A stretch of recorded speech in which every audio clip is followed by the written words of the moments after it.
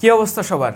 Oppo Reno 14F এই ফোনটা নেওয়ার আগে আপনার যা কিছু জানা উচিত। একটা ফোন কেনার পরে আমরা ভালো মন্দ দিকগুলি খুব ভালোভাবে বুঝতে পারি, কেননা ফোনটা তখন ব্যবহার করতে হয়। কিন্তু আমি চেষ্টা করব এই রিভিউটা দেখে যেন সেই বিষয়গুলি আপনি আগে থেকে জানতে পারেন। যেমন এই ফোনের ব্যাটারি ড্রেনের কি অবস্থা, যখন আপনি গেমিং করবেন, ভিডিও রেকর্ডিং করবেন, যখন ভিডিও কলে কথা বলবেন তখন কেমন ব্যাকআপ পাওয়া যাবে। তাছাড়া ফোনটা ওভারহিট হচ্ছে কিনা, ক্যামেরার কোয়ালিটি কেমন, ইমেজ থেকে শুরু করে ভিডিওর কোয়ালিটি কেমন পাচ্ছেন, আপনি কন্টেন্ট তৈরি করার মতো ভিডিও কোয়ালিটি এই ফোন থেকে পাবেন কিনা। এই যে ফোনের ভিতরে ঢুকে টুকটাক ইনফরমেশন আপনি ফোনটা কেনার সময় যেন সঠিক সিদ্ধান্ত নিতে পারেন, এরকম কিছু ইনফরমেশন শেয়ার করার চেষ্টা করব এই ভিডিওতে। Reno 14F ফোনটি আপনারা বাংলাদেশে একটি ভেরিয়েন্টেই পাবেন, 8/256GB, দাম রাখা হয়েছে 42,990 টাকা, মানে 43,000 টাকার একটা ফোন এটা, যেখানে UFS 3.1 স্টোরেজ টাইপ থাকছে এবং আমরা SoC পাচ্ছি স্ন্যাপড্রাগনের 6 Gen 1। ফোনটির বক্সের সাথে আমরা 45 ওয়াটের একটি চার্জার পাবো, টাইপ A to C কেবল পাবো এবং একটি কেস পাবো। এটা ট্রান্সপারেন্ট কেস, বাট রেয়ার প্যানেলটা হার্ড অ্যান্ড সাইডের এরিয়াটা সফট। আগে দর্শনধারী তারপরে গুণ বিচারী। আমি সাধারণত বিল্ড অ্যান্ড ডিজাইন নিয়ে কথাবার্তা আগে বলে থাকি। এই ফোনটা দুইটি কালারে পাওয়া যাবে, অপাল ব্লু আর লুমিনিয়াস গ্রিন। গ্রিন কালারটা মূলত যারা একটু ডার্ক অ্যান্ড ডিপ টোন পছন্দ করেন তাদের কাছে ভালো লাগবে, আর যারা একটু লাইট টোন পছন্দ করেন তাদের কাছে এই অপাল ব্লু কালারটা ভালো লাগবে। যার পিছনে আমরা এক ধরনের ডিজাইন দেখতে পাচ্ছি, এটাকে আপনি ফ্লেম বা পাখির পালক অথবা আপনি ফুলের সাথেও তুলনা করতে পারেন। লাইটের রিফ্লেকশন দেখা যায় এখান থেকে, মানে বিভিন্ন অ্যাঙ্গেল থেকে কয়েক ধরনের কালার ইফেক্ট পাওয়া যাচ্ছিল।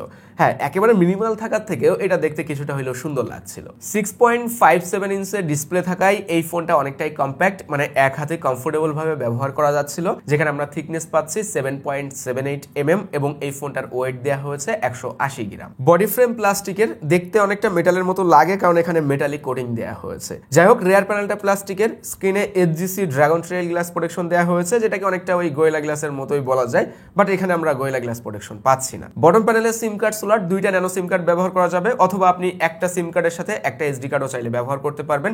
3.5 mm অডিও পোর্ট নাই, কিন্তু টপে দুইটা নয়েজ ক্যান্সেলিং মাইক দিছে আর সেকেন্ডারি স্পিকারটাও রয়েছে, তবে নেই কোনো আয়ার সেন্সর, যেটা এখন আমরা সব ফোনেই আসতে দেখছি। ফোনটায় IP68-69 রেটিং রয়েছে, যে কারণে আপনি পানির ভিতরে রেখে ভিডিও শুট করতে পারবেন, ছবিও তুলতে পারবেন, সুইমিং পুলে গোসল করতে করতে চাইলে সেলফিও তুলতে পারবেন, কারণ এখানে আন্ডার ওয়াটার মুড রয়েছে, যেটা ব্যবহার করে পানির ভিতরে 4K রেজলিউশনে ভিডিও শুট করা যায় এবং কোনো ধরনের মিসটাচের সমস্যা ছাড়াই ছবিও তোলা যায়। ওভারঅল ডিজাইনের ফোনটা যথেষ্ট সুন্দর, যে কারণে পছন্দ হওয়ার মতোই। ডিসপ্লে চিন বেজেল এরিয়াটাও ন্যারো করছে, সিমেট্রিক্যাল ভিউ পাওয়া যায়। তবে আমি যদি ওই খুঁটিনাটি বিষয়গুলি বলি তাহলে বলবো যে 43,000 টাকা প্রাইস রেঞ্জে এই ফোনের বডি ফ্রেম অবশ্য মেটাল অ্যান্ড রেয়ার প্যানেলে ভালো কোনো গ্লাস প্রোটেকশন থাকা দরকার ছিল, সেই ক্ষেত্রে কিন্তু এই ফোনটা আরো বেশি ডিউরেবল হতো। আমরা এই ফোনে ডিসপ্লে পাচ্ছি 6.57 ইঞ্চের ফুল HD+ রেজলিউশনের 120 Hz, যেটা 10 বিটের প্যানেল, 100% DCI P3 এর সাথে 100% sRGB রয়েছে। PWM ডিমিং রয়েছে 2160 Hz এর স্ট্যান্ডার্ড। অফিশিয়াল মার্কেটে এর থেকে বেশি PWM ডিমিং আমরা দেখি নাই, বাট আশা করি অবশ্যই, মানে ওইটা যত বেশি থাকে ডিসপ্লেটা চোখের জন্য ততই ভালো। অ্যামোলেড ডিসপ্লে হলেও আমরা এখানে যে AOD পাচ্ছি সেটা লিমিটেড, মানে AOD অন করে রাখলে হ্যাঁ 3 থেকে 5 সেকেন্ড AOD জ্বলে থাকে, তারপরে আবার অটোমেটিক লিভে যায়। দেন আমরা যখন হাতে নিব বা টাচ করব ওই সময়টাই এগেইন AODটা জ্বলে ওঠে।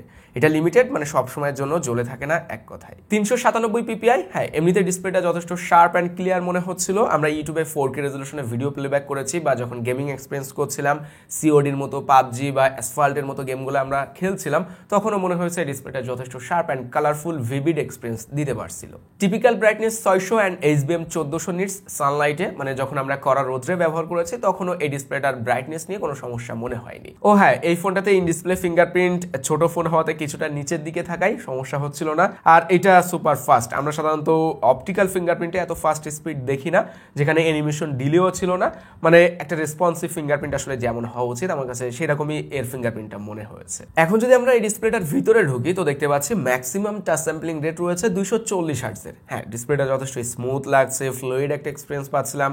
মিসটাচের সমস্যা বা টাচ করে ডিলে হচ্ছে গেমিং এর সময় এরকমও মনে হয়নি। এখানে যে 120 Hzটাও রয়েছে সেটা ইউজেবল, মানে আপনি সব অ্যাপ্লিকেশনে চাইলে 120 Hz ব্যবহার করতে পারবেন। তো সব মিলিয়ে Oppo এই বাজেটে খুবই ভালো মানের একটা ডিসপ্লে দিছে, যেটা নিয়ে আসলে হ্যাপি থাকার মতোই।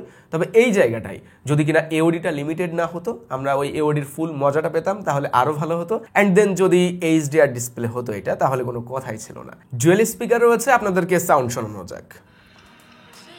60%, 80, 90, 100%।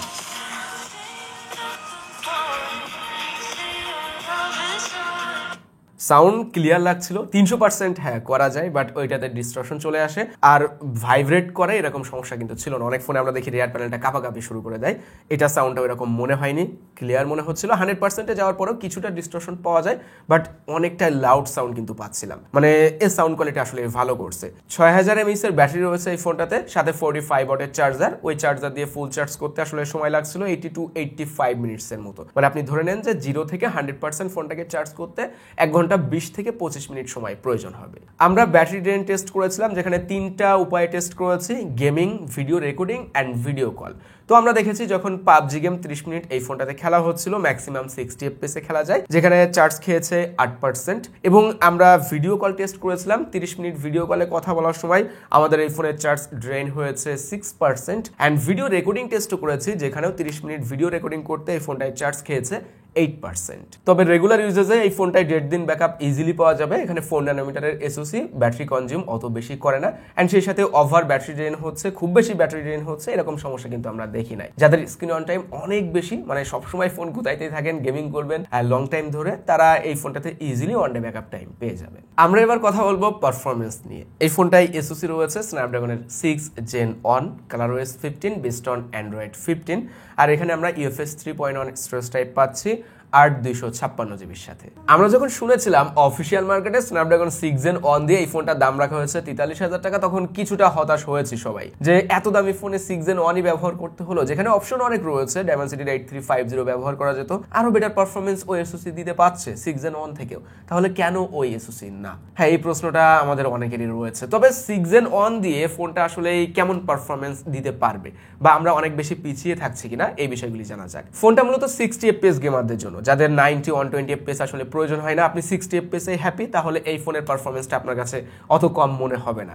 মূলত পাবজি, সিওডি বা ডেল্টা ফোর্সের মতো গেমগুলো 60 FPS এ খেলা যাচ্ছিল, এন্ড ভালোভাবেই খেলা যাচ্ছিল। ওভারহিটের সমস্যা ছিল না, কেননা এটাতে ডুয়েল ড্রাইভার কুলিং সিস্টেম ব্যবহার করা হয়েছে, এন্ড 60 FPS এ লক থাকার কারণে এই ফোন অত বেশি গরম হয় না। আমরা ব্যাটারি ড্রেন টেস্টটাও আপনাদেরকে জানিয়েছি যে গেমিং এর সময় পাবজি গেম 30 মিনিটে মাত্র 8% চার্জ খেয়েছে এই ফোনটাই, স্মুথ 60 FPS সেটিংসে। এন্ড এখানে আমরা দেখেছি যে টেম্পারেচার থাকছিল আউটডোর গেমিং টেস্টে 36 থেকে 36.5 এর আশেপাশে। মানে আমরা সাধারণত দেখি ফোনে গেমিং করলে 39 38 ডিগ্রি সেলসিয়াসে চলে যায়, বাট এটা 36 35 এর আশেপাশে টেম্পারেচারটা থাকছিল। গেমিং এর পাশাপাশি এই ফোনে আমরা video call and video recording এর সময়ও টেম্পারেচার টেস্ট করেছিলাম। আউটডোরে বিশেষ করে যখন ভিডিও কলে কথা বলা হচ্ছিল 30 মিনিটের জন্য আমরা দেখেছি এই ফোনে টেম্পারেচার চলে যায় 37 থেকে 38 ডিগ্রি সেলসিয়াসে। আর যখন ভিডিও রেকর্ডিং করা হচ্ছিল 4K 30 FPS এই ফোনে ভিডিও রেকর্ডিং করা যায়, যে সময়টায় আমরা টেম্পারেচার দেখেছি আরেকটু বেশি, 40 থেকে 41 ডিগ্রি সেলসিয়াস। হ্যাঁ, ফোনে যখন ভিডিও রেকর্ডিং করা হয় আউটডোরে, তখন সব থেকে বেশি গরম হয় এই ফোনটা।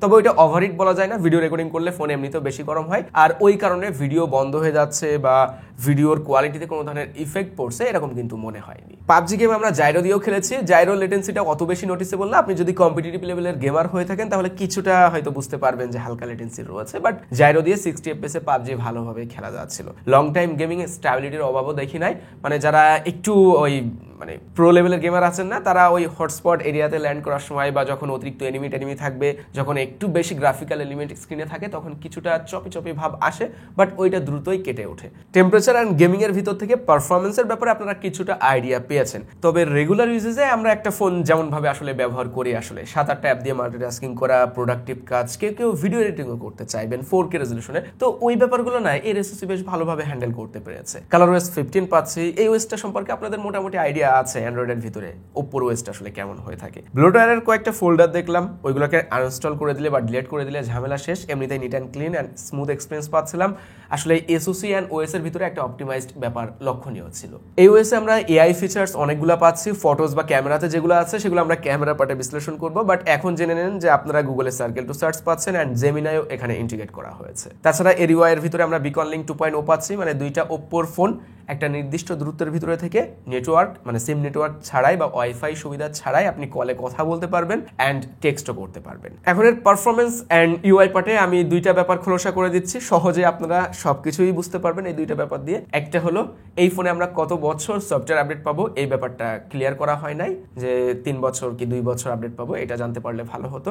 দ্বিতীয়ত হলো এটা গেমারদের জন্য না, এই ফোনটা যারা মূলত হাই এফপিএসে গেমিং করতে চাচ্ছেন অফিসিয়াল মার্কেটে এই বাজেটে কিন্তু আপনি এই ফোনটা নিলে সেক্ষেত্রে আপনি গেমিং অতটা ভালো রেজাল্ট পাবেন না। এর থেকে বেটার অপশন আরো কম টাকায় রয়েছে, যেখানে আপনি 120 fps এও গেমিং করতে পারবেন। অনেক তো হলো, এবার কথা বলা যাক ক্যামেরা নিয়ে। এই ফোনের পিছনে আমরা 3টা ক্যামেরা পাচ্ছি। ওয়াইডে রয়েছে 50 মেগাপিক্সেল, যেখানে সনির IMX882 সেন্সর থাকছে, সাথে ওআইএস রয়েছে 8 মেগাপিক্সেলের আলট্রা ওয়াইড এবং 2 মেগাপিক্সেলের ম্যাক্রো। আগে চলেন এই ক্যামেরা সেটআপটাকে বিশ্লেষণ করা যাক, তারপরে না হয় আমরা ক্যামেরার কোয়ালিটি নিয়ে কথাবার্তা বলবো। এখানে 3টা ক্যামেরা কি আদৌ প্রয়োজন ছিল? আমি বলবো না, 2টা দিলেই হয়ে যেত।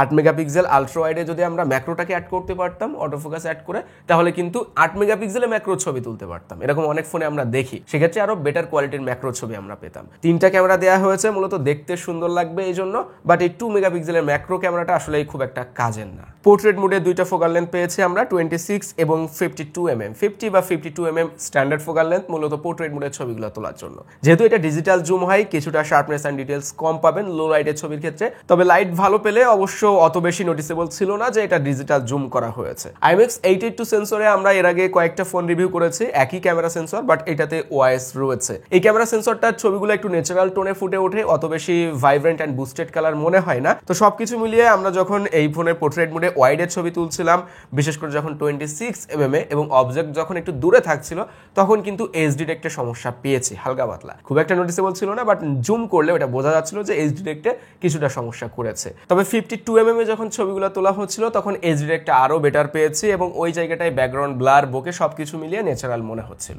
যেমনটা বুঝলাম, IMX882 সেন্সরের জন্য একটু আলো বেশি প্রয়োজন, ও যত বেশি আলো পাবে তত সুন্দর ছবি দিতে পারবে। তো লো লাইটে হ্যাঁ, সেই কারণে আপনি খুব একটা ভালো ছবি পাবেন না, তবে একটা সমাধান দেয়া হয়েছে ফ্ল্যাশ লাইট। এই যে ফ্ল্যাশ লাইটটা দেওয়া হয়েছে, তুলনামূলক এরকম বাজেটের অন্যান্য ফোনের তুলনায় এর ফ্ল্যাশ লাইটের ব্রাইটনেসটা অনেকটাই বেশি, যে কারণে আপনি যখন লো লাইটে কোনো পোর্ট্রেট ছবি তুলবেন, যদি এই ফ্ল্যাশ লাইটটা ব্যবহার করেন, তাহলে ইমেজের কোয়ালিটি আরো বেটার পাওয়া যাচ্ছিল। অ্যান্ড এখনকার ফোনগুলোতে সবই এআইয়ের ব্যাপার তো থাকে, তো ছবি তোলার পরে যদি আলো কম থাকে, ও আবার এআই দিয়ে শার্পনেস অ্যাড করে দেয়, ওটা জুম না করলে বোঝা যায় না।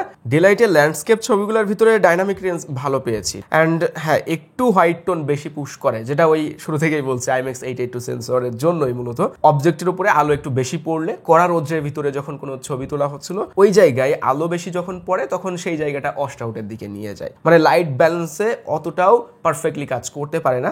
তারপরেও ইমেজগুলো ওভারঅল সবকিছু মিলিয়ে দেখে যেটা মনে হচ্ছে যে অনেকটা ব্যালেন্সড টাইপের ছবি আমি এই ফোন থেকে পাচ্ছিলাম ডেলাইটে ল্যান্ডস্কেপ মোডে ছবি তোলার সময়। কথা আসে 8 মেগাপিক্সেল আলট্রা ওয়াইডের সাথে মেইন ফোকাল লেন্থের আসলে কি পার্থক্য রয়েছে। অবশ্য ডিটেলস এন্ড শার্পনেসের পার্থক্য থাকবেই, তারপরেও ভাই 8 মেগাপিক্সেল দিয়ে এই যুগে এসে চলাটা মুশকিল, এখানে আরো বেশি মেগাপিক্সেল মানে 13 অন্তত মেগাপিক্সেলের একটা সেন্সর বসানোর দরকার ছিল। তবে কালারের ভিতরে যদি পার্থক্যের কথা বলি, আমরা মেইন ফোকাল লেন্থের সাথে 8 মেগাপিক্সেলে এসে দেখলাম একটু অর্ম ছবি পাচ্ছি। পিছন ক্যামেরায় 4K 30 fps এ ভিডিও শুট করা যাচ্ছে, 1080p 60 fps রয়েছে। আর আমি যদি একটু জুম করে দেখাই, 2x আরও জুম দিচ্ছি, ভিডিওতে সর্বোচ্চ 10x জুম করা যাচ্ছে।